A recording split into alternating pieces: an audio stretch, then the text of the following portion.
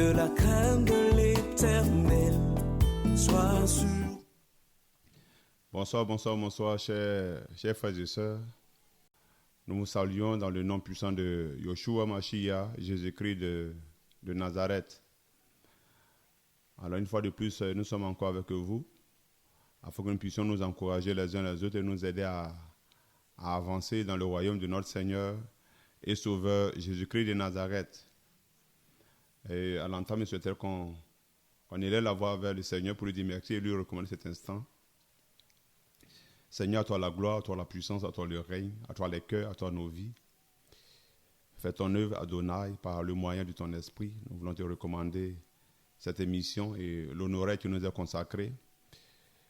Je souhaiterais effacer ma personne, Père, et que toi-même tu puisses prendre le contrôle afin d'édifier, de corriger, de convaincre les cœurs, de libérer les âmes, d'affranchir les âmes, de vider le monde de la ténèbre et d'enrichir ton royaume éternel. Au nom de Yeshua. Amen. Alors donc aujourd'hui, nous allons partager dans le livre de Romains, nous allons un peu parler de la vie du chrétien.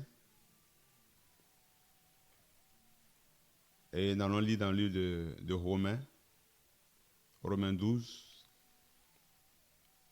Donc à vous qui avez vos Bibles, vous pouvez nous suivre afin de vérifier les écrits. Et ça, c'est un conseil que je souhaiterais nous donner, vous donner également. Toutefois que vous recevez un enseignement, que ce soit dans vos bâtiments d'église, quel que soit le lieu où vous êtes là, prenez la peine de vérifier les écrits par le moyen de la Bible que vous avez. C'est vraiment important afin de ne pas vous faire tromper, vous faire manipuler. Prenez vraiment le temps là, de vérifier les écrits. La parole là, examinez toutes choses à la lumière de la parole. Donc je vais lire Romains chapitre 12, verset 1er. Je vous exhorte donc, frères, par la compassion d'Élohim, à offrir vos corps en sacrifice vivant, saint, agréable à Élohim. C'est votre service sacré spirituel. Verset 2. Et ne vous conformez pas à cet âge-ci, mais soyez transformés par le renouvellement de votre pensée, afin que vous éprouviez quelle est la volonté d'Élohim, ce qui est bon, agréable et parfait. Donc ce passage aujourd'hui sera notre passage de base, sur lequel nous avons beaucoup rebondi. À l'entame, la parole nous dit que il faudrait que nous offrons notre corps en sacrifice. Je reprends le premier verset. Je vous exhorte donc, frères, par la compassion d'Élohim, à offrir vos corps en sacrifice vivant. Offrir nos corps en sacrifice vivant. Oui. Sous la Torah, sous la loi, il y avait plusieurs types de sacrifices. En l'occurrence, des sacrifices d'animaux. Il y avait le sacrifice de culpabilité. Il y avait également le sacrifice pour le péché. Il y avait le sacrifice de l'offrande de paix. Il y avait également le sacrifice de grains. Et il y avait également, pour finir là, le sacrifice de l'Holocauste. Donc le sacrifice qui va nous intéresser ici, c'est le sacrifice de l'Holocauste.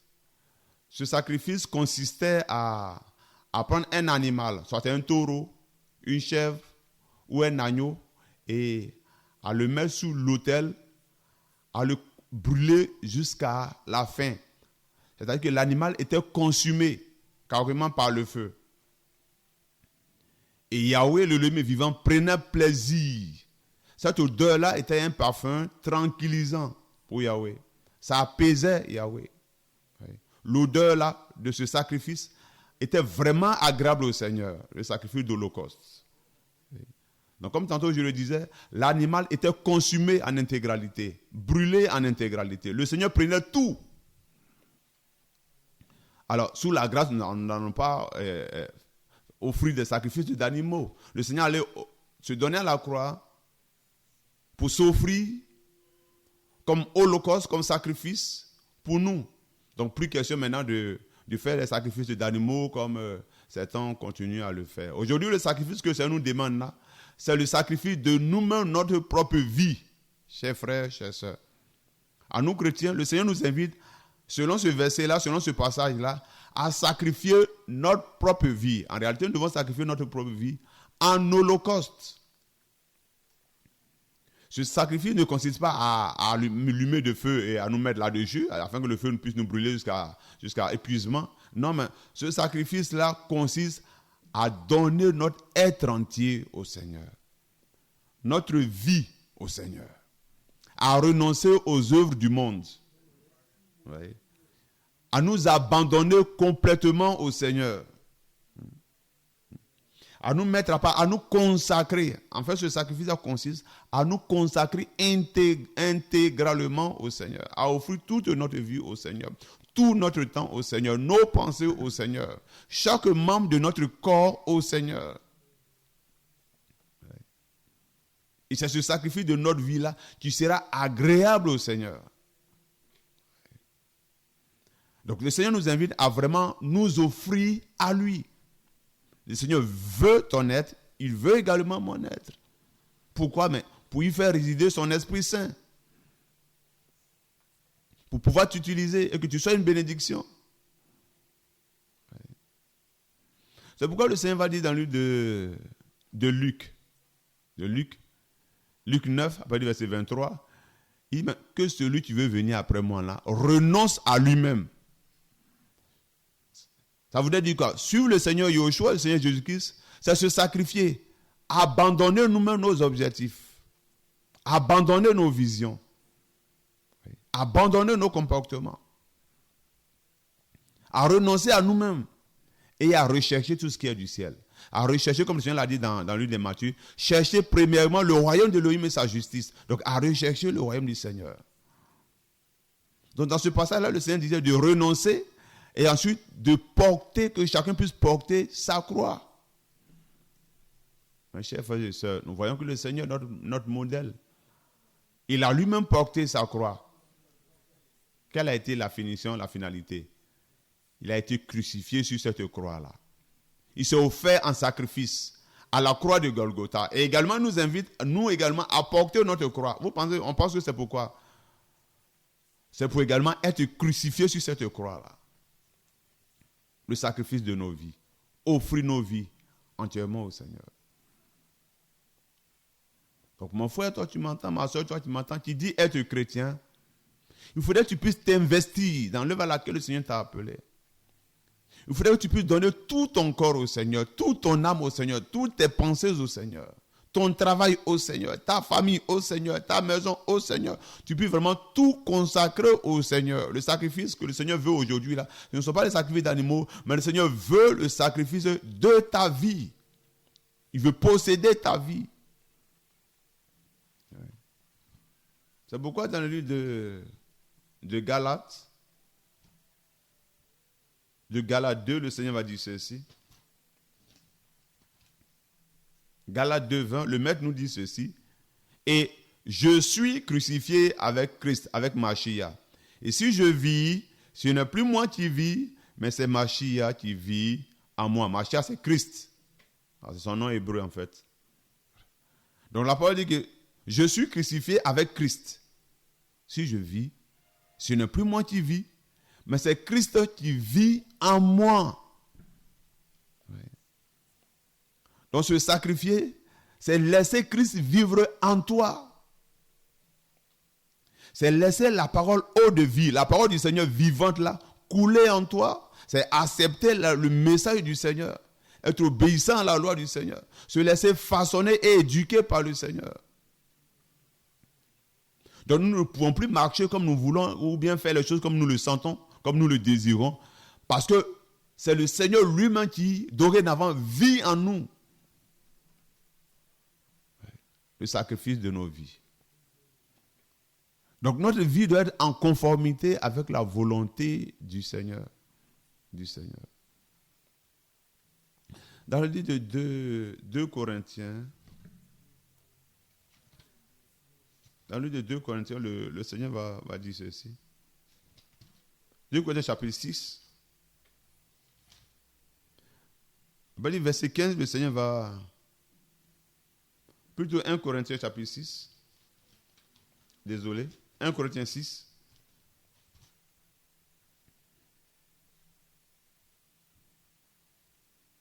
À partir du verset 15, le Seigneur va dire ceci. Ne savez-vous pas que vos corps sont les membres du Christ? Prendrez donc les membres du Christ et en ferez les membres d'une prostituée. Si nous nous sacrifions, nous donnons nos vies au Seigneur en tant que chrétiens et chrétiennes, notre corps ne nous appartient plus. Mais notre corps devient la propriété exclusive du Seigneur Yeshua, du Seigneur Jésus-Christ de Nazareth. Et donc, nous ne pouvons plus dorénavant utiliser notre corps-là comme nous le voulons. Non. Mais nous devons laisser le Seigneur utiliser notre être entier comme il le veut, pour sa gloire. Il nous a façonnés pour lui. Nous avons été créés par lui et pour lui. Donc quand par exemple tu dis que tu es chrétien et que tu n'obéis pas à la parole du Seigneur et tu sors avec une jeune fille alors que vous n'êtes pas marié, en fait, tu es en train de livrer ton corps, les membres du Seigneur là, tu es en train de livrer cela à la prostitution. Tu es en train de déshonorer le corps. Ce corps là, tu ne t'appartiens plus, mais tu appartiens au Seigneur Yeshua, au Seigneur Jésus-Christ de Nazareth. Nous passons beaucoup plus de temps dans nos propres activités et de façon générale, nous oublions un peu l'œuvre du Seigneur, la volonté du Seigneur, faisant ce que nous voulons, alors que nous ne nous appartenons plus à nous-mêmes. Mais notre corps appartient à Yeshua, appartient à Jésus-Christ de Nazareth. Donc nous devons consacrer notre vie au Seigneur, consacrer notre temps au Seigneur. Il dit notre corps. Donc ta bouche doit être consacrée au Seigneur Yeshua. Et que nous ne devons plus, en tant que chrétiens, utiliser notre bouche là pour injurier, pour maudire, pour menacer. Non, mais plutôt pour bénir, pour encourager, pour exhorter. Notre corps sacrifié au Seigneur. Également nos vues, nos yeux. Nous devons également sacrifier nos yeux au Seigneur, ce qui consiste à faire attention à tout ce que nous regardons. Ouais. On ne peut plus utiliser ces mêmes yeux-là pour peut-être regarder les films pornographiques, des choses qui n'honorent pas le nom du Seigneur. Sacrifier tout notre corps. Ouais. Je ne vais pas citer toutes les parties de notre corps, mais de façon générale, là, tout notre corps. Donner au Seigneur, pour la gloire du Seigneur. C'est à cela que tous les chrétiens sont appelés. Pour notre information, tous les chrétiens sont consacrés. Il n'y a pas de déception, tous les chrétiens sont consacrés. Donc tous les chrétiens doivent sacrifier leur vie au Seigneur. Dans le livre de Jean, le Seigneur va dire, si le grain de blé qui tombe en terre ne meurt, il ne portera pas de fruits. Mais s'il meurt, il va porter beaucoup de fruits. Le Seigneur nous a délivrés, nous a libérés pour que nous portions du fruit. Les fruits dignes de la repentance. Les fruits dont parle Galates 5, 22. Et il y en a encore d'autres. Mais pour pouvoir porter ces fruits-là et être agréable au Seigneur, il faut d'abord mourir. Donc le sacrifice. Laissez le Seigneur nous briser. Laissez le Seigneur nous façonner. Des fois, le Seigneur permet, il nous renferme, non pas que lui-même il met les tentations au devant de nous, mais des fois, il permet qu'il y ait des épreuves qui puissent se dresser au devant de nous, pour nous façonner un caractère. Ouais. Pour faire mourir notre homme intérieur, là, notre côté adamique, là, notre chair. Là. Le Seigneur veut briser cela. Ça passe par s'offrir en sacrifice vivant et laisser la main puissante du Seigneur là nous façonner. Non, toi mon frère, tu es chrétien, tu m'entends aujourd'hui ce message là, il est beaucoup plus pour les chrétiens et pour les chrétiennes. Tu aujourd'hui ne connais peut-être pas leurs responsabilités, mais le Seigneur t'a appelé de la ténèbre à sa merveilleuse lumière pour que tu puisses lui offrir ton corps, ton âme, ton être entier en sacrifice comme lui-même a donné sa vie à la croix en sacrifice. Ouais. Afin que nous puissions porter des fruits. Donc, si nous retournons à notre chapitre de base, qui est Romains chapitre 12, à partir du verset 1er.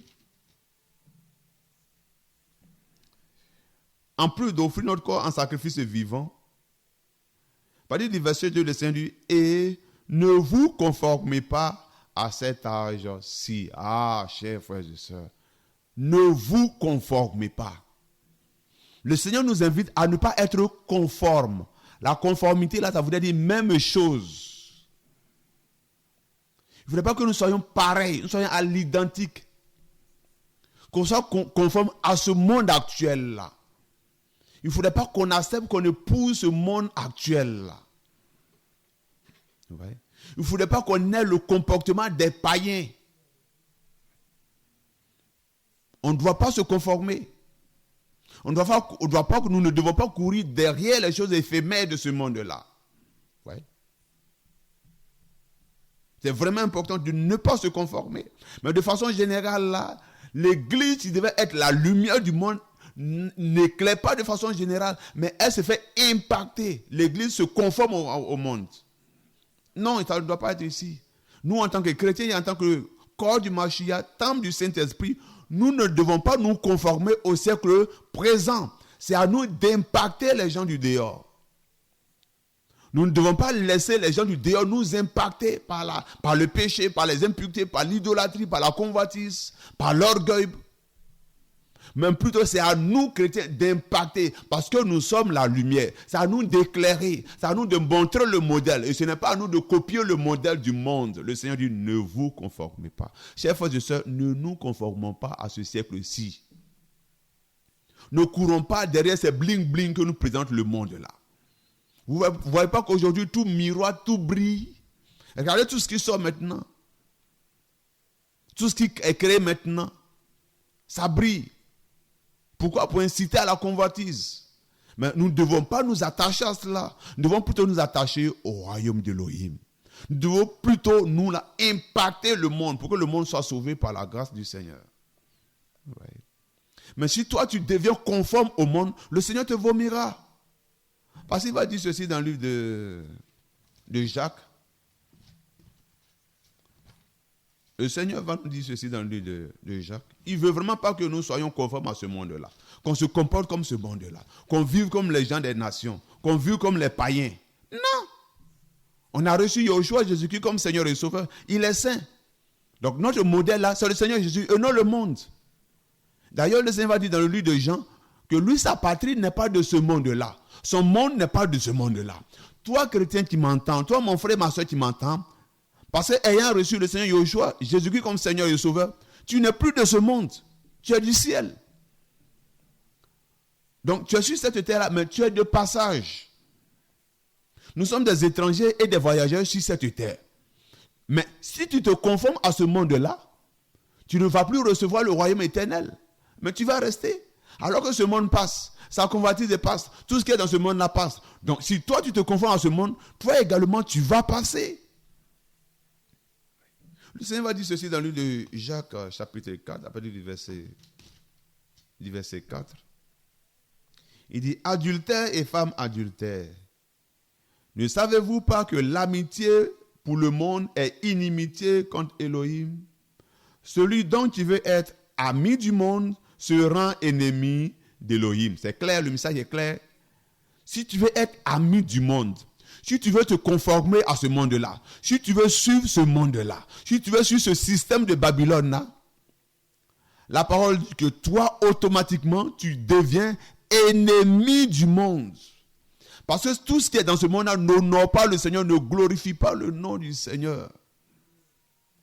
Donc le Seigneur dit que celui qui veut être son ami du monde, ou bien celui qui veut se conformer au monde, devient automatiquement son ennemi. Chrétiens, nous ne sommes pas de ce monde-là. C'est pourquoi notre papa d'adorer, notre papa chéri, il vient nous récupérer. Le Seigneur Yeshua vient récupérer son église, vient récupérer son église. Pour aller où? Pour aller dans notre patrie, pour rentrer chez nous. Ici, ce n'est pas chez nous. Donc nous ne devons pas nous attacher à tout ce qui est ici. Ouais. Nous ne devenons pas amis de ce monde-là. Ne nous attachons pas aux convoitises de ce monde-là. Mais attachons-nous plutôt au Seigneur, à la sainteté, à la vérité. Recherchons plutôt le royaume. Oui. Également dans le livre de 1 Jean, le Seigneur en parle encore. Parce qu'il voudrait nous sauver. Il sait que ce monde-là est attirant. Et le Seigneur ne veut pas que nous soyons attirés par ce monde-là. Il ne voulait pas que nous nous attachions à ce monde-là. Il va dire ceci dans le livre de 1 Jean chapitre 2. À partir du verset 15, le Seigneur va dire, n'aimez pas le monde. C'est clair, n'aimez pas le monde. Mon frère, ma soeur, toi qui m'entends, n'aime pas ce monde-là. N'aimez pas le monde. Mais voyons comment le monde même est désastreux. Demandez aujourd'hui à nos mamans qui vont au marché pour aller faire des emplettes. Elle ne peut plus rien acheter sur le marché, tout est cher. La méchanceté a tellement pris les cœurs. que les prix ont décuplé, les prix ont augmenté. On ne peut plus rien acheter. Vous voyez ce monde-là? Regardez un peu les guerres.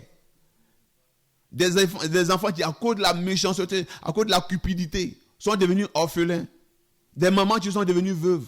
Des papas qui sont devenus veufs à cause de la guerre. Des gens qui n'ont rien demandé. Qui ont demandé simplement à vivre. Mais à cause de la méchanceté de certaines personnes, ça a endeuillé les familles. Vous voyez? En plus de toutes ces guerres-là, il y a également aussi les maladies, les épidémies qui détruisent. Ce monde-là, je vous assure, chers frères et sœurs, il n'y a rien de monde dans ce monde-là. Le diable a perverti ce monde-là. Donc le Seigneur ne veut pas que nous soyons attachés à ce monde-là. Oui. Ce monde va passer.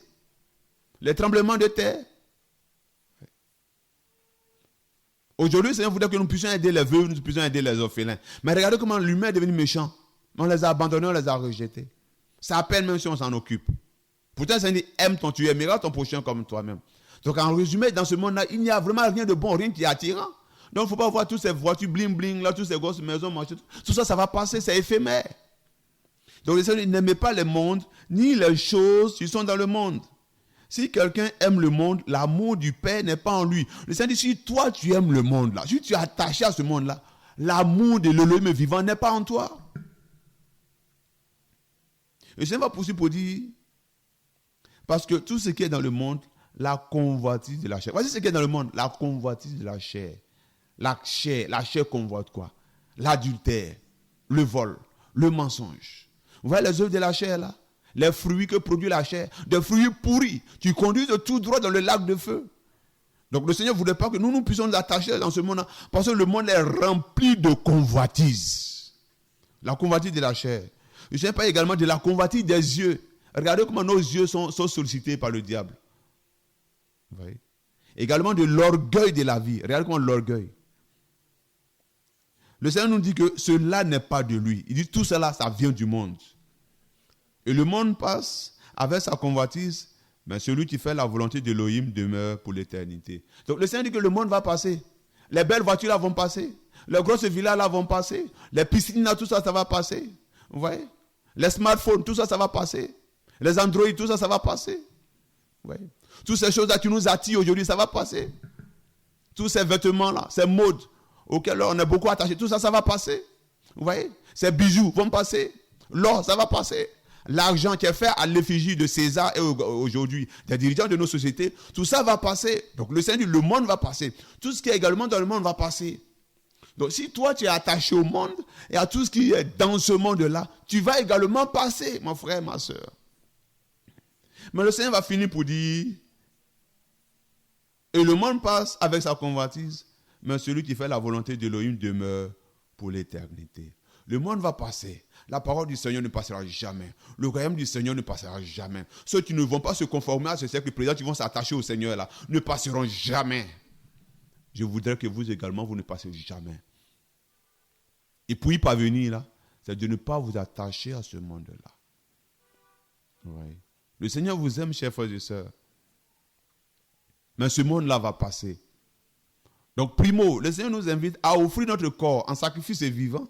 Donc, à nous consacrer à lui, à nous donner tout entier à lui, à ne pas garder une partie. Donnons tout notre cœur. Vous voyez, là où il y a des brins de péché encore là, donnons ça au Seigneur, sacrifions ça au Seigneur. Offrons-lui nos cœurs, offrons-lui nos pensées, offrons-lui notre bouche, offrons-lui nos organes. Ouais. Sanctifions-nous. En plus d'offrir notre corps en sacrifice vivant, ne nous conformons pas à ce siècle présent. Ne nous attachons pas à ce monde qui va passer. D'ailleurs, c'est en train de passer. Nous le voyons très bien, c'est en train de passer. Ouais. Aujourd'hui, le Seigneur est en train de revenir pour prendre ses enfants. Donc, le Seigneur est en train de créer ce qu'on appelle le réveil dans les nations. Le Seigneur est en train de réveiller ses enfants qui sont assoupis, qui sont endormis. Comme dans le livre de Matthieu 25. Il est minuit à la mort du Seigneur. Et à minuit, la parole, donc une voix s'est fait entendre. Voici l'époux. Je vous annonce, mes frères et sœurs, que l'époux, le Seigneur Yoshua, est en train de venir.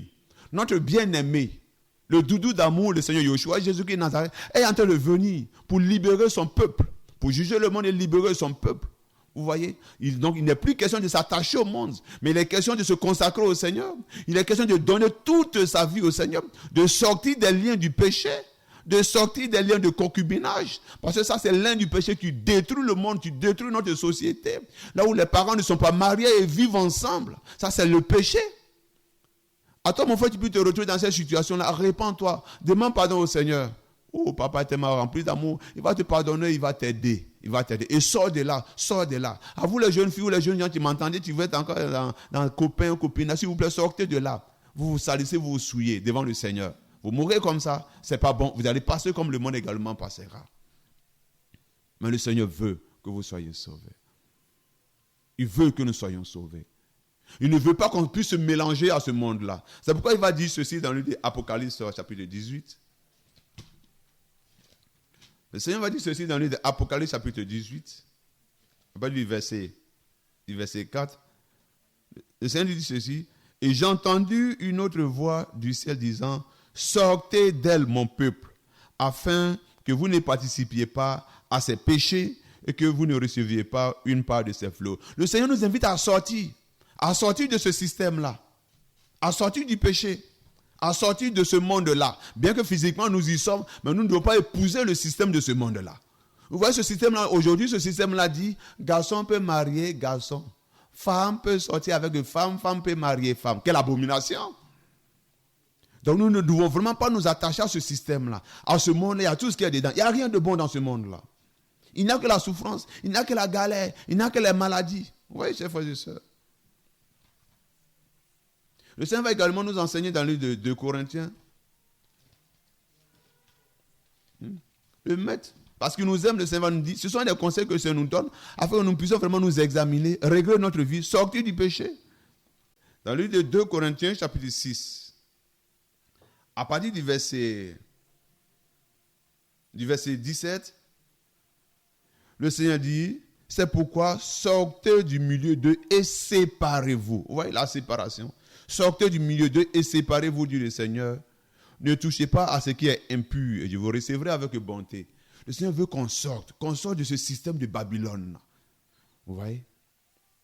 La société s'organise pour nous éduquer à sa façon, pas même de l'éducation nationale. Ils nous instruisent selon eux leur modèle. Il y a ce qui est bon là-dedans, nous le confirmons. Mais également il y a aussi des semences qui ne sont pas bonnes. Vous voyez? Donc le monde essaie de nous éduquer à sa façon, en nous polluant, en détruisant. Vous voyez? Donc le Seigneur ne veut pas que nous soyons attachés à ce monde-là, mais plutôt que nous soyons attachés à lui, le Seigneur. Parce qu'il veut nous aider, il veut nous soutenir. Oui. Toujours dans le même passage, dans notre verset de base de Romains. Romains chapitre 12. En plus d'offrir notre corps en sacrifice, en plus de ne pas nous conformer au siècle présent, le Seigneur dit, soyez transformés par le renouvellement de votre pensée. Le Seigneur voudrait que nous soyons transformés. Qu'on soit changés, transformés. Ne connaissant pas Yoshua, ne connaissant pas Christ, nous étions morts. Il nous a délivrés de la mort et nous a donné la vie éternelle. Vous voyez la transformation de la mort à la vie. Également, le Seigneur dit que nous étions dans la ténèbre. Il nous a fait passer de la ténèbre à sa merveilleuse lumière. Vous voyez la transformation de ce qui est mauvais de la ténèbre là, à ce qui est bon à la lumière.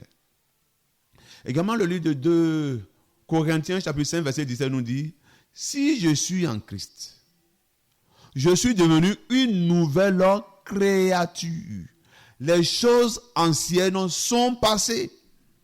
Voici, toutes les choses sont devenues nouvelles. Donc, chrétiens, chrétiennes. Quand on reçoit Yoshua, notre vie ancienne, notre ancienne nature, là, notre nature adamique, là, l'image d'Adam, homme mortel qu'on avait là, la nature de péché, là, d'iniquité, là, le Seigneur, tout ça, là, c'est fini. Mais on devient une nouvelle créature, née d'Élohim, née du Seigneur. Donc, nous passons d'une étape A qui était mauvais à un deuxième champ, à une autre étape qui est la bonté, la justice, la vérité. Donc le Seigneur veut que nous demeurions dans cette transformation-là, dans ce changement-là. Dans Ephésiens 4, le Seigneur va dire que celui qui volait, qui ne vole plus. Vous voyez le changement, la transformation. Donc le Seigneur dit, soyez transformés par le renouvellement de votre pensée. Chers frères et sœurs, Nous ne devons plus nous comporter comme avant nous nous comportions. Là. Chrétiens, chrétiennes, enfants d'Élohim, appelés d'Élohim. Quelle que soit la fonction, l'appel que le Seigneur à laquelle le Seigneur t'a appelé, tu ne dois plus vivre comme avant tu vivais. Ouais. On ne doit plus pratiquer les œuvres de la chair. La parole dit que les œuvres de la chair sont évidentes. Et le livre de Galatiens en parle. Les œuvres de la chair sont évidentes. Non, nous ne devons plus les pratiquer. Parce que nous sommes changés, transformés. Nous avons une nouvelle vie. Ouais. Donc nous devons marcher dans cette nouveauté de vie-là, dans cette transformation-là. Ne plus vivre dans le péché. Ouais. Ces œuvres de la chair-là, je vais les citer, c'est également des fruits de la chair-là, mais tu conduis à la mort. Et ces œuvres sont, mais les œuvres de la chair sont évidentes, ce sont l'adultère. Chrétien, on ne doit plus vivre dans l'adultère. Les relations sexuelles illicites, l'impureté, la luxure sans bride, l'idolâtrie, la sorcellerie. Ce sont des choses, non, un chrétien doit sortir de tout ça. Chrétien sorcier, non, ça n'existe pas.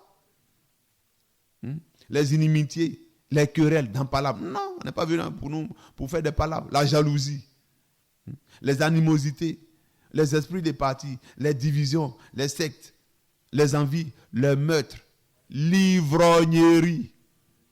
Vous voyez? Donc, ces choses charnelles-là. Non, ça pour nous, ça s'était passé. Avant qu'on ne connaisse pas le Seigneur, on vivait dedans. On était à l'aise même dedans. Mais maintenant que nous avons reçu le Seigneur Yeshua, le Seigneur Jésus-Christ de Nazareth, il faut que nous marchions dans une nouveauté de vie, dans la sainteté, dans la vérité, dans la justice. Ouais. Le Seigneur va dire ceci dans le livre de Éphésiens, Éphésiens chapitre 4.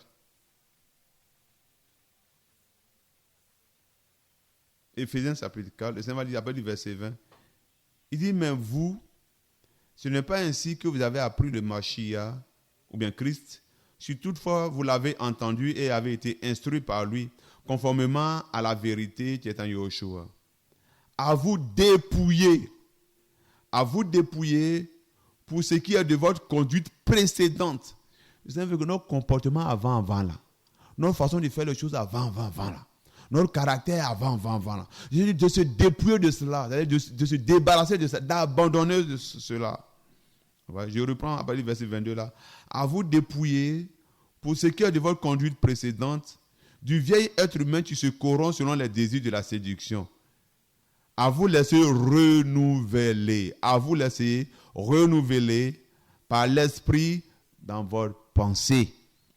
Le Seigneur veut qu'on en laisse les choses d'avant là, les choses anciennes là, qu'on sorte de ces choses charnelles là, mais que nous marchions dorénavant dans une nouveauté de vie, une nouvelle façon de marcher, conduit par le Saint-Esprit, dans la vérité, dans l'amour, en aidant nos prochains, en s'aimant véritablement, en haïssant le mal, en ne participant plus aux choses de la ténèbre. Vous voyez? Le Seigneur dit, ne participez pas aux œuvres infructueuses de la ténèbre. Mais au contraire, il faut le condamner. Chrétiens, chrétiennes, on ne doit plus participer aux œuvres de la ténèbre. Ça voudrait dire quoi? Si quelqu'un t'invite à voler, tu dois dire non. Si quelqu'un te dit non, il faut mentir, tu dois dire non. Et des fois, les parents font mentir les enfants. Quand peut-être il reçoit un visiteur qui ne veut pas recevoir, il dit à l'enfant, s'il vient là, il faut dire je ne suis pas là, et il rentre dans la maison, alors qu'il est là. Et il va amener l'enfant à mentir. Tu vas amener l'enfant à pécher contre l'Élohim vivant. Chers frères et sœurs, si on te dit ça là, il ne faut pas mentir. Le Seigneur dit de ne pas participer. Voilà. Donc tu trouves une solution, tu trouves un moyen de pouvoir en tout cas répondre sans mentir. Parce que le Seigneur ne veut pas que nous participons, qu'on participe. Il veut également que nous les condamnons, qu'on dise aux gens que ce n'est pas bon. Mais triste est de constater, des fois, quand tu dis aux gens que ça là, ce n'est pas bon, on dit tu me juges. Quand quelqu'un vole, tu dis mon frère, le Seigneur t'aime, mais vole là, le Seigneur n'aime pas. Il dit mais pourquoi tu me juges? Mais on ne te juge pas. On condamne, c'est l'action qu'on condamne. Le Seigneur nous invite à condamner parce que ce n'est pas bon. Et le Seigneur veut te sauver, le Seigneur veut nous sauver. Donc, chers frères et sœurs, voici un peu le message que sont venus vous apporter en cette soirée. Et l'étude apportée sur le passage de Romains chapitre 12, après du verset 1er et 2. Ou à l'entame, le Seigneur nous invite à offrir notre corps en sacrifice vivant, à lui donner tout notre corps, à lui donner notre cœur, à lui donner nos vies, à lui donner tous nos biens, à lui sacrifier tout notre être comme lui-même s'est sacrifié pour nous. Soyons des hommes et des femmes consacrés au Seigneur, adonnés au Seigneur. Renonçons à nous-mêmes. On n'a abandonner nous-mêmes nos propres projets, nos propres visions là.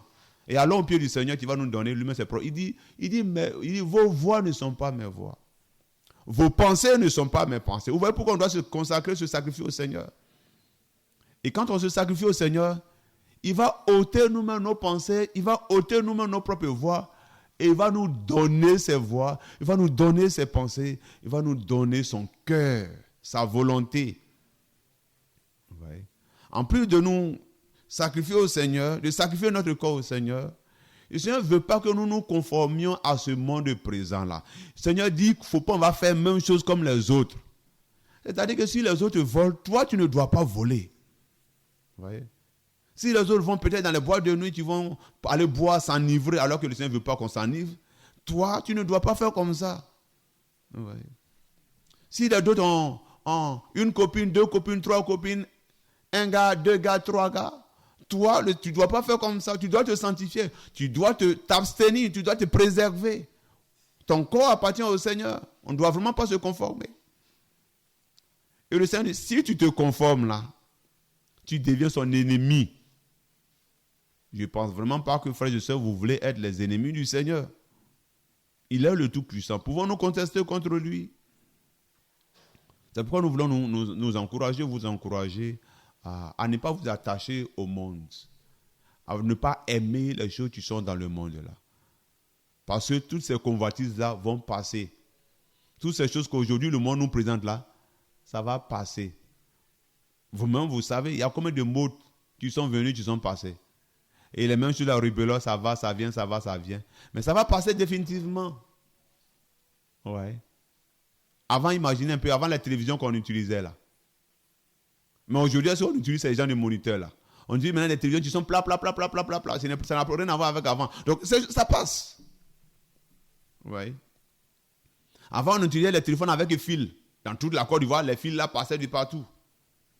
Mais aujourd'hui, c'est où? Ça va passer. Vous voyez? Toutes choses passent. Mais le Seigneur ne passe pas. La parole du Seigneur ne passe pas. La vie éternelle ne passe pas. Donc, attache-toi au Seigneur. Donne ta vie au Seigneur. Cherche le royaume. Et alors, lorsque le monde passera, toi, tu vas demeurer éternellement avec le Seigneur qui est éternel. Ensuite, le Seigneur nous invite à nous laisser renouveler, changer. Frères et sœurs, soyons changés. Si avant on disait que non, tu étais mauvais, tu volais, tu mentais, tu faisais tout ça, change pour que dorénavant on dise, celle-là, elle a changé, hein. Lui, là, il a changé, hein, en temps normal. Vous voyez? Laissons-nous transformer. Voici le but même de la Bible. Voici pourquoi le Seigneur nous a donné l'évangile. Voici pourquoi le Seigneur nous a laissé sa parole-là. C'est pour que cette parole-là puisse convaincre nos cœurs, puisse nous transformer, puisse nous sauver. Le temps est court. Maranathan, Yeshua Jésus, revient. Et il veut te sauver. C'est pourquoi il t'alerte. Dans la parabole de Matthieu 25, il y a cette voix-là qui criait, voici l'époux. Je nous informe, je vous informe. Ces voix sont en train de crier. Le Seigneur aujourd'hui est en train de susciter ses enfants pour annoncer à la population, pour annoncer à l'humanité que nous sommes à la fin.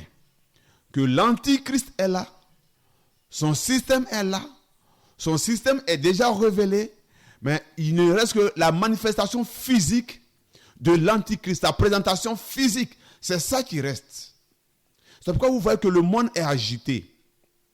C'est pourquoi vous voyez que bientôt, vous seront présentés ce qu'on appelle le gouvernement mondial.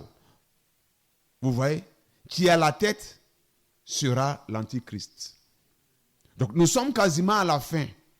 Les temps seront difficiles et difficiles. Et aujourd'hui c'est difficile, mais ce sera encore difficile. Ce sera encore très difficile. Si tu ne t'attaches pas au Seigneur, si tu ne consacres pas ta vie, ton corps au Seigneur, si tu ne vomis pas le monde, si tu ne rejettes pas le monde, si tu te conformes à ce monde-là, ce n'est pas bon. Si tu ne te laisses pas renouveler par la parole du Seigneur, par l'Esprit du Seigneur, par l'eau de vie, qu'en sera-t-il pour toi? Prépare-toi parce que le Seigneur vient. Préparons-nous parce que le Seigneur Yeshua, le Seigneur Jésus-Christ, il vient. Il est en train de venir. C'est le lieu de s'apprêter, de sortir de la distraction, de sortir du monde, de se consacrer au Seigneur, de passer du temps dans la présence du Seigneur, de passer du temps dans la prière, de passer du temps dans la méditation. Rechercher la volonté du Seigneur, rechercher le royaume du Seigneur parce que le temps est proche. Alors donc, chers frères et sœurs, voici un peu le message que le Seigneur a mis à notre cœur pour que nous puissions partager avec vous. À vous qui êtes malades à cet instant précis, que la grâce du Seigneur repose sur vous. Que la main puissante de Yeshua, Jésus-Christ de Nazareth, vous visite, vous restaure et vous guérisse. Si tu es passé partout, tu n'as pas eu la guérison, et que tu es découragé, chers frères et sœurs, ne te décourage pas. Le Seigneur dit, tant qu'il y a la vie, il y a de l'espoir. Également, le Seigneur dit que tout est possible à celui qui croit. Du lieu où tu es, si tu crois, nous prions au nom de Yeshua, Jésus-Christ de Nazareth, qui t'accorde la guérison en son nom puissant. Que la puissance de son nom puisse te visiter et te guérir afin de te faire du bien. Donc c'est sur cette note-là que nous allons prendre congé de vous. Que Yeshua, Jésus-Christ de Nazareth, se souvienne de vous et de vos familles, qu'il puisse, dans sa grande miséricorde, vous accorder le pardon de vos offenses, de vos iniquités, vous aider à vous sacrifier à lui, vous aider à ne pas vous conformer à ce cercle présent-là, vous aider à marcher dans une nouveauté de vie par le moyen de son Esprit Saint. Le Seigneur vous aime et vous attend. Venez à lui et vous donnera le repos. Shalom et bonne soirée à vous. Sois sur nous, que la crainte de l'Éternel soit sur nous, que la crainte de Dieu, que la crainte de l'Éternel soit sur nous, oui, que la crainte de l'Éternel soit sur nous.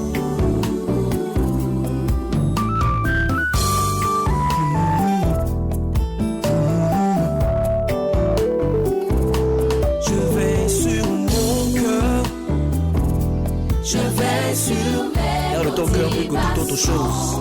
Je veille sur mon cœur.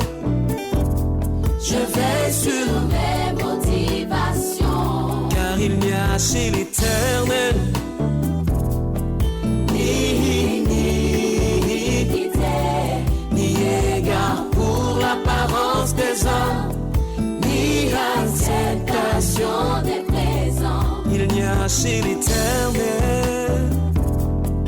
ni iniquité, ni égard pour l'apparence des hommes, ni acceptation des présents. Que la crainte de l'Éternel soit sur nous, que la crainte de l'Éternel soit sur nous, oui, que la crainte de Dieu, que la crainte de l'Éternel soit sur nous, que la crainte de l'Éternel soit sur nous, que la crainte de l'Éternel soit sur nous. Elle doit être sur nous.